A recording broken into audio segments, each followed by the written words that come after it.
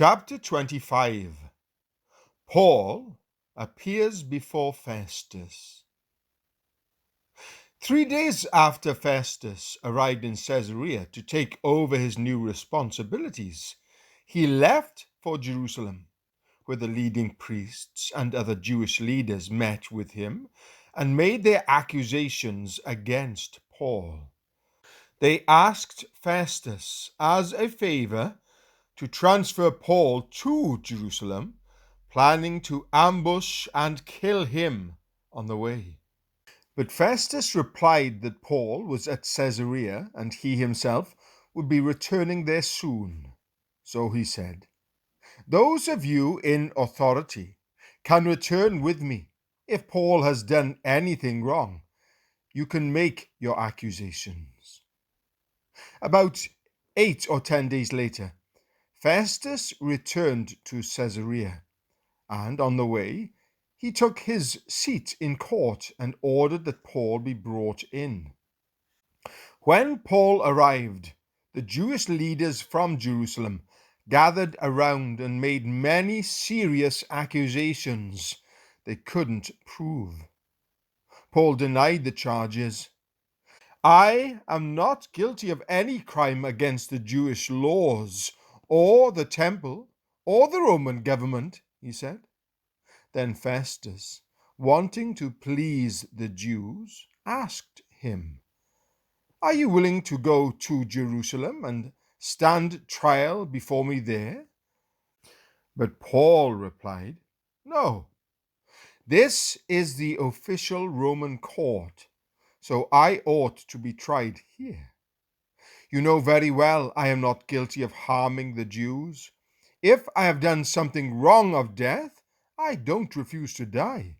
But if I am innocent, no one has a right to turn me over to these men to kill me. I appeal to Caesar." Festus conferred with his advisers and then replied, "Very well. You have appealed to Caesar, and to Caesar you will go." A few days later, King Agrippa arrived with his sister Bernice to pay their respects to Festus. During their stay of several days, Festus discussed Paul's case with the king. "There is a prisoner here," he told him, "whose case was left for me by Felix. When I was in Jerusalem, the leading priests and Jewish elders pressed charges against him and asked me to condemn him. I pointed out to them that Roman law does not convict people without a trial. They must be given an opportunity to confront their accusers and defend themselves. When his accusers came here for the trial, I didn't delay.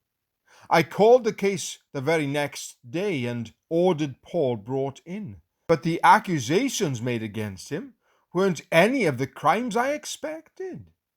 Instead, it was something about their religion and a dead man named Jesus, who Paul insists is alive. I was at a loss to know how to investigate these things, so I asked him whether he would be willing to stand trial on these charges in Jerusalem. But Paul appealed to have his case decided by the emperor, so I ordered that he be held in custody until I could arrange to send him to Caesar." "I'd like to hear the man myself," Agrippa said. And Festus replied, "You will tomorrow." Paul speaks to Agrippa. So the next day, Agrippa and Bernice arrived at the auditorium with great pomp, accompanied by military officers and prominent men of the city.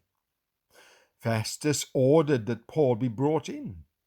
Then Festus said, "King Agrippa, and all who are here, this is the man whose death is demanded by all the Jews, both here and in Jerusalem. But in my opinion, he has done nothing deserving death. However, since he appealed his case to the emperor, I have decided to send him to Rome. But what shall I write the emperor? For there is no clear charge against him. So I have brought him before all of you, and especially you, King Agrippa, so that after we examine him, I might have something to write. For it makes no sense to send a prisoner to the emperor without specifying the charges against him.